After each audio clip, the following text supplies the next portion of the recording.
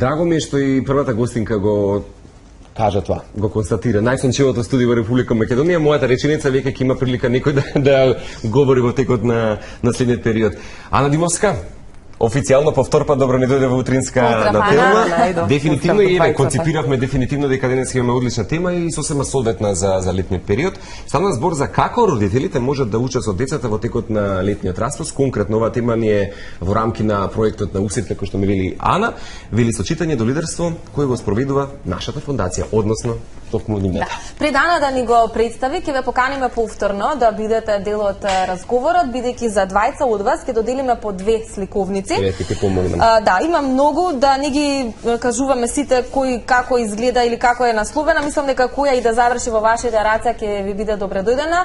Ако имате внуче, дете и така натака, во текот на летниот период ќе може со задоволство да уживате. Ана, за што станува збореве, да појасниме? Пред 1 месец не беше во студиото, продолжуваме на убавата приказна да збориме. Да говориме, да. Така. Исто така во рамки на проектот на УСИТ со читање до лидерство бевме пред нешто околу месец дена кај вас во студио, тогаш најавувавме на друга наша претходна активност. Проектот на УСИТ со читање до лидерство, кој што го спроведува нашата фондација за образовни и културни иницијативи, Чекор по Чекор. Еве веќе 3-та година со полна пареа ги спроведува активностите и главните цели на овој проект е да се проценат и да се подобрат јазичните и математичките вештини кај учениците од почетните оделенија. Значи, само еве мало подсетување, веќе повеќе пати сме го представувале проектот пред пошироката јавност, меѓутоа сепак сакам да потсетам уште еднаш, работиме со дечиња од првиот циклус во основното образование, значи од прво до трето оделение, токму тогаш кога тие ги стекнуваат оние најпочетни вештини за читање, пишување, основни математички вештини, операции и така натаму. И најпрво сакаме да ги процениме, да видиме каква е состојбата, кои се... Дали ќе се квалификуваат? Мала шега. Така, меѓутоа сепак потребно е да видиме, значи, кои се слабите, добрите страни, каде нашите дечиња најдобро ги совладуваат материјалите од наставната програма, каде треба повеќе да работиме со нив. За таа цел спроведуваме истражувања, оваа година и прв пат на национално ниво. Сега, значи, во мај го спроведовме, во соработка со Министерството за образование и наука и со државниот испитен центар. Резултатите се? Се уште, значи, ги во процедура. Во процедура сме и врз основа на тие резултати, понатаму, значи, ќе ги правиме сите понатамошни активности и уште сега ги планираме и ги спроведуваме сите понатамошни активности, а тука влегуваат многобројни обуки за воспитно-образовниот кадар, за оделенските наставници, педагозите, психолозите, работилници со родителите, како тие да учат со своите деца дома, како да го поддржуваат нивното учење, и обострано да се едуцираат меѓу другото, така. И имаме и директно активности, креативни активности со самите деца. Тука е нашата подвижна библиотека, каде што носиме сликовници, книги до училиштата низ цела Македонија, особено... Ова се дел од сликовниците? Така, да, особено оние училишта кои што се во оддалечени рурални планински места, немаат пристап до јавна библиотека, имаат и до градските средини, така. Фонд на книги во самото училиште, во училница, така што пред се обидуваме до тие деца. Литературата, дефинитивно. Ова се дел од насловите кои што ги издадовме во рамките на овој проект. Станува збор за 20 наслови, но и понатаму продолжуваме и освен во печатена форма, ги имаме во електронска? Да, ги имаме во електронска форма и во аудио дигитална форма.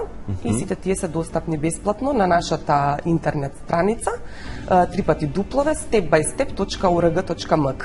Ги поканувам сите гледач, па да му дадеме принос да видиме кого го наградуваме со овие сликовници. Добро утро. Добро утро. Поздрав за кого? Поздрав и до вас, до целата екипа на телевизија Телма. Се јавува Валентина од Скопје. Валентина. И баш ми е драго што ќе добијам вакви сликовници. И нам ни е драго. Кого ќе ги подарите? Па сега за сега ќе си ги чувам за себе, ако ќе имам случај. Добро, ќе читаме заедно. Зошто да не? Да. Верувајте дека се прекрасни, значи имаме ние некои десетина во студиото, но 2 ќе бидат за вас и ќе ве чекаат во просториите на Телма да си ги подигнете. Ви благодарам многу, а дали може да постојат малце повеќе, пошто утре заминувам на одмор. Може, секако на ваше име ве очекуваме, не се секирате во било кој време во текот на летото, ќе ве чекаат. Ви благодарам многу, имајте си пријатен ден. Исто и вие. Валентина, ние ви посакуваме и убав одмор. Поздрав. Вики ми вели уште еден, уште еден да вклучиме гледач. Добро утро. Добро утро. За кого? За Маргарита. Маргарита, како се со нас? Поздрав, многу добро со вас секое утро. Многу Одлично. добро. Знам И дека многу се честитките радувам. пристигнуваат и на сметка на Ана, прочем меѓутоа денес весело студио со... Поздрав до Ана, поздрав до вас, поздрав до оваа иницијатива. Навистина ми е драго. Вие на кого ќе ги подарите овие Јас на сликовници? внуката моја. Супер, Одличен ја избор. поздравувам и вашата внука. Се разбира две од овие преубави сликовници. Јас навистина не знам која да ја одберам. Се надевам дека ќе бидат добредојдени во вашиот дом и дека вашата внука ќе ужива. Благодарам многу. Одлично. Ве поздравуваме многу. Ана, во однос на сликовниците, кој беше задолжен за истите? Јас тука гледам и македонски автори.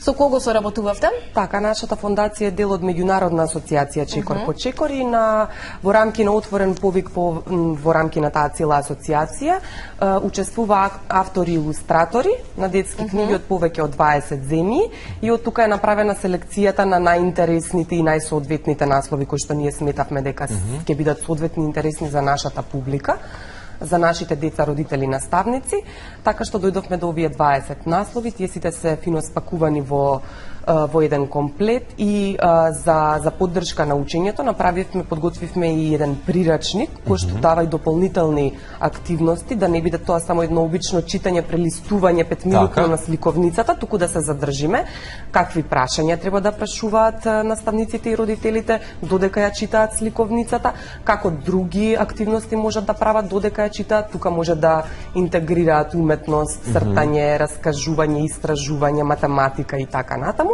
И сите овие материјали се достапни, значи, во печатена форма до секоја училница од прво до трето деление, во сите основни училишта на македонски и на албански јазик, до сите јавни библиотеки во, значи секој во најблиската јавна библиотека може да се обрати да ги најде во печатена форма, а како што веќе спомнав и електронски на нашата веб страница. А како реагираат родителите и најважната публика, децата, еве, од прво до трето Бидејќи се навистина колоритнија и да. доста анимацијски делуваат самите. Така, па тоа е и преценели едно од најбитните работи на кои што треба да внимаваме кога подготвуваме литература за деца, тие треба да бидат и физички привлечни, но многу битно така да бидат и едукативни и теми кои што се од интерес на детето, бидејќи само на тој начин можеме ние всушност да го подигнеме и да го задржиме интересот за читање кај децата, па тие да сакаат повеќе пати да го препрочитуваат тој наслов, а и да посегаат и да читаат и други наслови. Одлично. И сега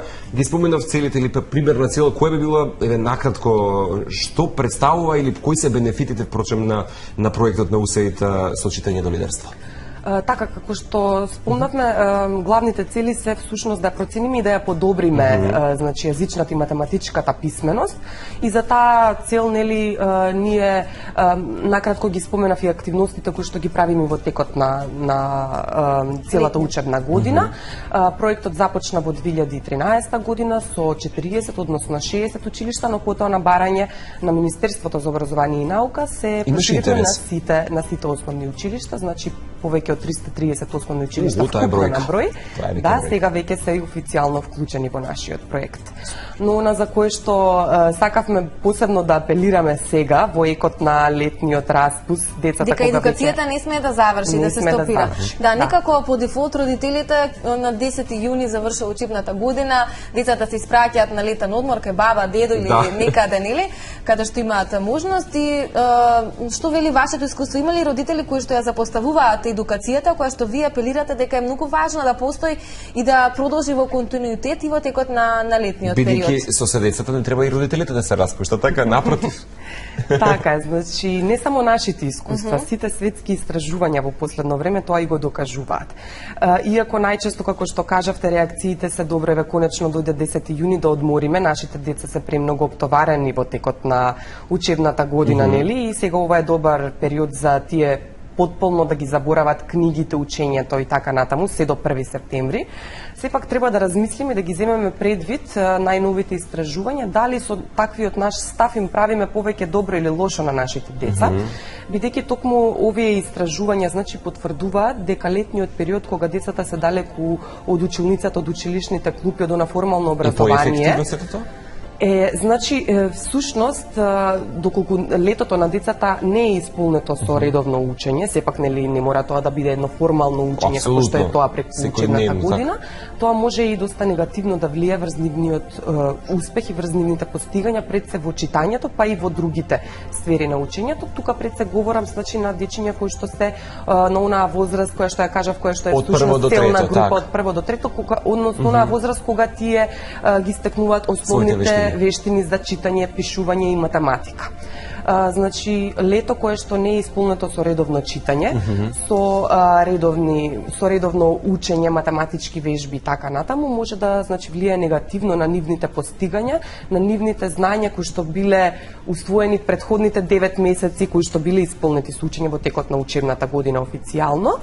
И ова особено, значи, негативно може да се одрази кај деца кои што доаѓаат од семејства со понизок социоекономски значи слој, бидејќи, зошто е тоа така, бидејќи тие сепак немаат толку ресурси во домот, немаат толку книги за читање, нема толку можности, за жал, така. Да, нема толку можности, генерално нема толку можности за учење надвор од училиштето. Дали тоа ќе биде во форма на детски летни кампови, дополнителни курсеви, патувања, посета на музеи, се она што може, значи, да влијае позитивно на еден социо-емоционален развој на децата.